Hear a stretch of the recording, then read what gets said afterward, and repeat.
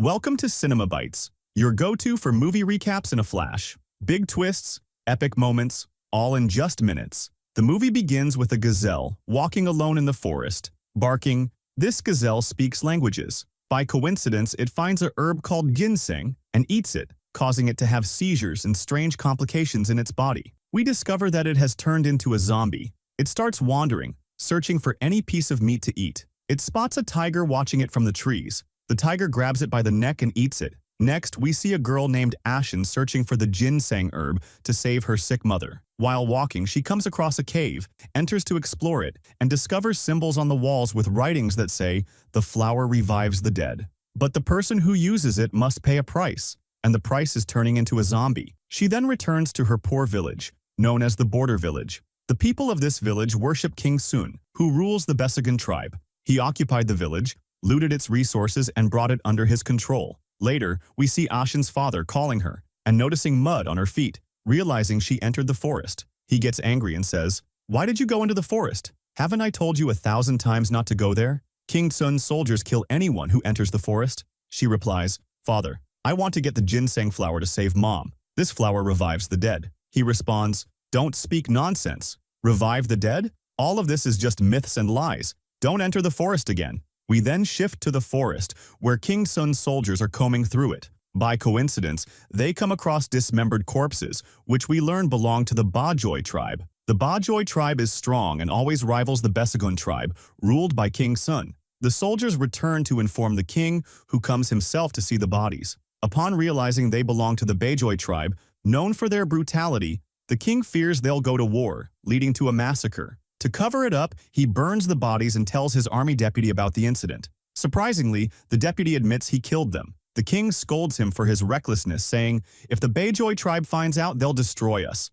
The deputy responds, "What can I do now?" The king orders him to keep quiet, saying, "I'll handle this mess." The king then heads to the border village with his soldiers. The villagers bow in respect upon seeing him. The king sits with Ashin's father and says, "I have a request." The king says, "I found 15 people from the Bajoi tribe killed, and I suspect a tiger did it. You know the forest is full of tigers. I want you to tell the Bajoi tribe that you saw the tiger killing them." The father agrees reluctantly. That night, he tells Ashin about the king's request. She warns him, "Don't do it, father. If the tribe finds out you're lying, they'll kill you." He reassures her, saying, "Don't worry." The next day, he goes to the Bajoi tribe and tells them he saw a strong tiger killing their hunters but couldn't help them. One of the tribesmen warns him, "If we find out you're lying, we'll kill you." Meanwhile, Ashin's mother is on her deathbed, taking her last breaths, with no one able to help her. Seizing the opportunity while her father is away, Ashin enters the forest to search for the flower. Meanwhile, King Sun, having fabricated the tiger story,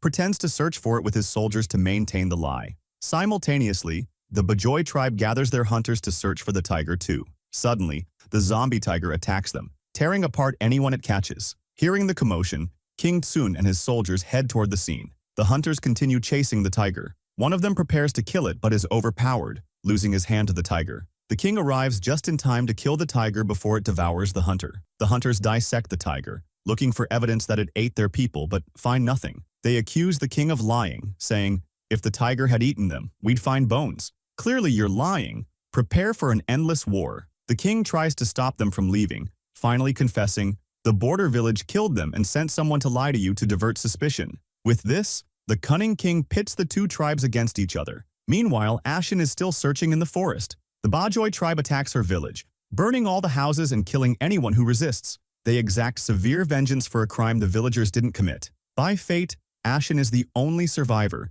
as she was away from the village. When she returns, she finds the entire village destroyed and everyone dead. She breaks down in tears, holding the ginseng flower. Ashin goes to King Sun to tell him what happened, asking him to avenge her people. The king lies, saying, "The savage Bajoi tribe did this. Unfortunately, I can't intervene. You know how barbaric they are. The best I can do is let you live among us." Ashin begins living with the Besagun tribe, but is mistreated, forced to sleep in the animal barn. Every night she remembers her family's tragedy and grows more determined to seek revenge. She works as a servant, washing clothes in the freezing cold while secretly training in archery and preparing for the day of vengeance. Years pass, and Ashin grows stronger, becoming a skilled archer. One day, the king visits her in the barn, asking her to spy on the Bajoi tribe, who are preparing for a major war. He wants her to infiltrate and gather information. She agrees and sneaks into the tribe, finding the soldiers leaving the village. Seizing the opportunity, she enters quietly and hides in the animal stable. While hiding, she sees someone enter, feeding another person like an animal. Curious, she waits until the person leaves to see who is being fed. To her shock, she discovers it's her father. She can't believe her eyes and says to him, "They kidnapped her daughter." But he has Alzheimer's due to severe torture and doesn't even remember her. She discovered that his hands and legs were amputated and his condition was dire, to the point where he begged her to kill him and end his suffering. She held him for a long time until dawn broke.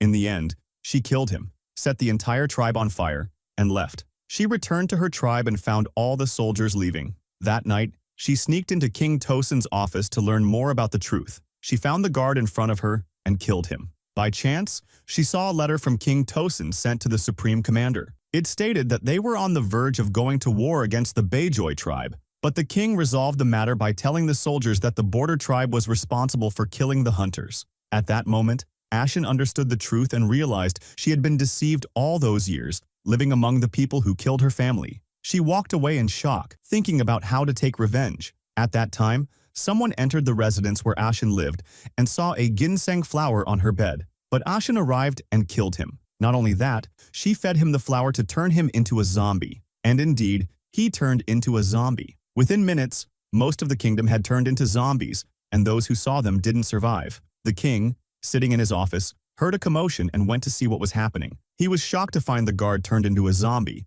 but he managed to kill him before getting bitten. He discovered that most of the kingdom had turned into zombies, but he killed anyone who came near him. Later, he and another person headed towards the gate to escape, but an arrow struck the other person in the head. When the king looked to see who was shooting arrows, he was shocked to find it was Ashin. Before he could say a word, she shot an arrow into his head, killing him. She stood on a rooftop, determined to kill the entire tribe and leave no one alive. By chance, a poor man climbed onto the roof and begged her to help him. She shot an arrow into his hand, pinning him to the wood. He hung there, screaming for help. The zombies heard his cries and headed towards him to devour him. At that moment, Ashin poured gasoline on him and the zombies and set them all on fire. With that, she had taken her revenge on the Besa Jan tribe and killed King Tosin. By chance, she found the poor man still alive, so she tied him up and took him to her tribe. There, it was revealed that she had turned her family into zombies, chained them, and kept them in the barn. She gave them the poor man to eat, leaving only his bones. After that, she set off for the Beijoy tribe and found that only the leader and a few others remained, as she had burned the entire tribe when she met her father. She pulled out an arrow, aimed it at the leader's head, and the movie ended with that scene. If you liked today's video, don't forget to like, subscribe to the channel, and activate the bell to receive all new updates. See you in the next video.